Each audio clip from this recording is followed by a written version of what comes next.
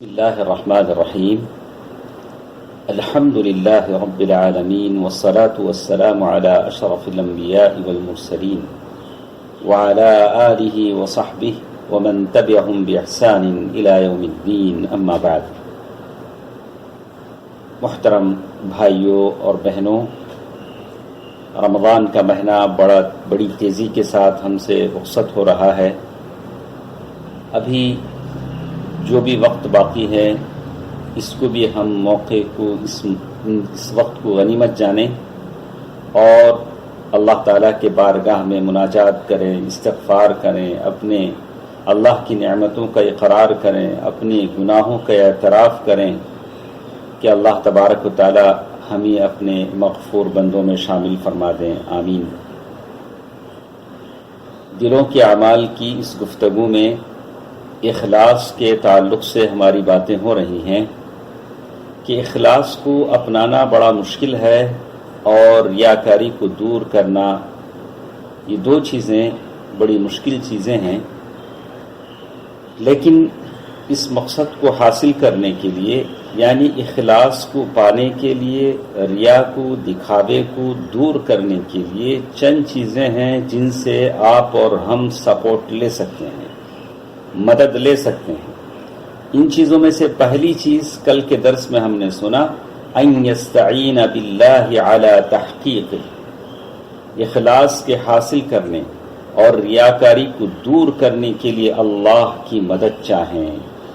اللہ کی مدد کے بغیر آپ کی زندگی کا کوئی کام ہو سکتا ہے، نہ میری زندگی کا کوئی کام پورا ہو سکتا ہے. ہر کام کے لیے اللہ تعالیٰ کی مدد چاہیے. دوسری چیز، ان یعبد قلبہ وجوارحہ للہ عز وجل، آپ اور میں اپنے دل کو اور اپنے جوارح کہتے ہیں ہاتھ، پیر، زبان، دل، دماغ، ان تمام چیزوں کو اللہ کا غلام بنا دیں، اللہ کی بندگی میں لگا دیں. میرے بھائیوں اور بہنوں، ایک بات میں اور آپ اپنے دل و دماغ میں بٹھا لیں، ہمارے سینوں میں جو دل دھڑکتا ہے وہ بہت سارے خیالات اور ارادوں کا مرکز ہے. اس میں بہت سارے خیالات آتے ہیں، ارادے آتے ہیں، وسوسے آتے ہیں، اور یہ دل کے لیے ضروری چیز ہے.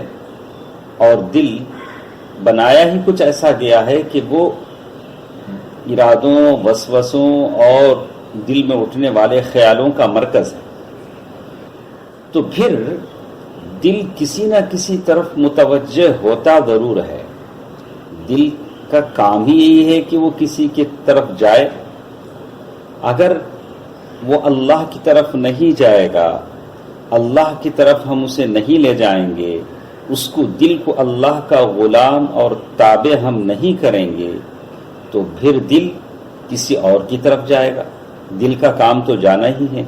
اس کو کدھر لے جانا ہے، کدھر نہیں لے جانا ہے، وہ آپ کا میرا کام ہے. اگر دل کو آدمی اللہ سے نہیں لگاتا ہے تو وہ دل کسی منصب کے پیچھے، کسی عورت کے پیچھے، کسی مال و زر کے پیچھے، کسی دنیاوی شہرت کے پیچھے لگ جاتا ہے. بالکل ایسے ہی ہاتھ، پیر، زبان، دل و دماغ کی عبودیت اور بندگی کا مسئلہ ہے. چاہے آپ چاہیں نہ چاہیں، چاہے میں چاہوں نہ چاہوں، اگر ان ہاتھ، پیر، دل و دماغ، زبان کو اگر ہم اللہ کی خوشنودی میں نہیں لگائیں گے، اللہ تبارک و تعالیٰ کی عبودیت میں نہیں لگائیں گے، تو یہ لوگوں کی تعریف بٹورنے میں لگ جائیں گے. ہاتھ چاہے گا، دل و دماغ چاہے گا، زبان چاہے گا کہ کوئی ایسا کام میں کروں لوگ میری واہ واہ کریں، لوگ میری تعریف کریں، لوگ میرے تعریف کے پل باندھیں اور لوگوں کے دلوں میں میں جگہ بنا لوں. تو پھر یہ آپ کے ہاتھ، پیر، دل، دماغ جو اللہ کے احکام کے تابع ہونی چاہیے تھا، اللہ کی بندگی میں ہونی چاہیے تھا، اب لوگوں کے پیچھے لگ جائیں گے. میں کس کو راضی کروں، کس کی ناراضگی سے بچوں، کس کی نگاہوں میں میں سب سے اچھا دکھوں، اب اسی میں ساری زندگی میری اور آپ کی صرف ہو جائے گی۔ ابن القیم رحمہ اللہ اسی لیے فرماتے ہیں قطع العلائق والاسباب التي تدعوه الى موافقت الهوى،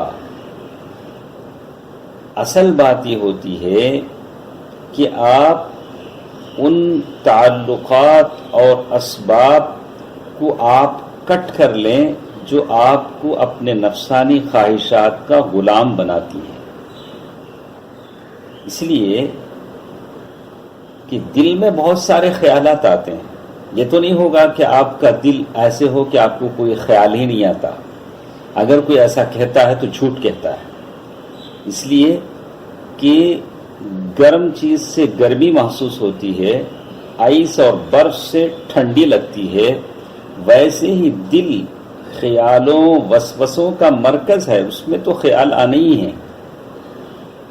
آپ اور میری کوشش یہ ہونی چاہیے کہ ان خیالوں کو ان چیزوں کی طرف پھیریں جو آپ کو نفع دیتی ہیں۔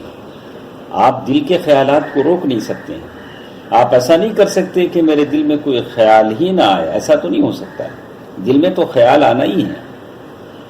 جیسے پانی اگر کہیں سے بہتا ہے، کہیں زمین پر پانی بہایا جائے تو وہ اپنا راستہ بنا کر پانی جاتا ہے، تو آپ اس کو اپنی مرضی سے جہاں وہ پانی نفع بخش ہے، ضرورت ہے، اس کو جیسے پھیرتے ہیں ویسے ہی دل کے ارادوں کو بھی آپ پھیریں۔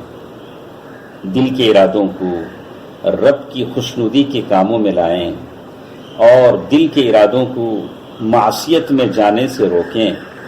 اس لیے کہ ابن القیم رحمہ اللہ فرماتے ہیں فَإِنَّ كُلَّ شَيْءٍ مِّنَ الْإِنسَانِ يَسْتَعْمِلُهُ لِلَّهِ، انسان میں جتنی چیزیں ہوتی ہیں وہ اللہ تعالیٰ کے لیے وہ استعمال کرے، اور شیطان سے ان چیزوں کو بچانے کی کوشش کرے۔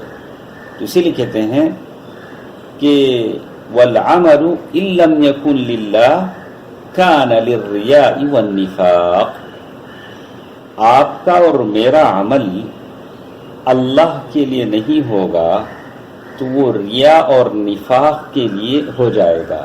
کوئی بھی چیز یہ کام ہم اور آپ اللہ کے لیے نہیں کرتے ہیں تو ظاہر ہے وہ کام ریاکاری کے لیے ہو گیا، دکھاوے کے لیے ہو گیا، نفاق کے لیے ہو گیا۔ وَالْمَالُ إِن لَّمْ يُنْفَقْ فِي طَاعَةِ اللَّهِ، مال جو اللہ نے آپ کو دیا ہے، اللہ اصحاب الاموال، مالداروں اس بات پر دھیان دیں، اگر اس مال کو ہم نے اللہ کی اطاعت اور بندگی میں خرچ نہیں کیا، انفق فی طاعت الشیطان والہوا، انفق فی طاعت الشیطان والہوا، اگر یہ مال اللہ کی اطاعت اور بندگی میں خرچ نہیں ہوا تو شیطان کی فرما برداری اور نفس کی خواہش پر، غلط خواہش پر وہ مال خرچ ہوگا۔ وَالْجَاهُ إِن لَّمْ يَسْتَعْمِلُهُ لِلَّهِ، اور کوئی بھی منصب، کوئی بھی بڑی نوکری، کوئی بھی آپ کی وہ حیثیت اگر اللہ کے لیے استعمال نہیں ہوگی تو اس کا استعمال اپنی نفس کے غلط خواہشوں کے مطابق ہوگا۔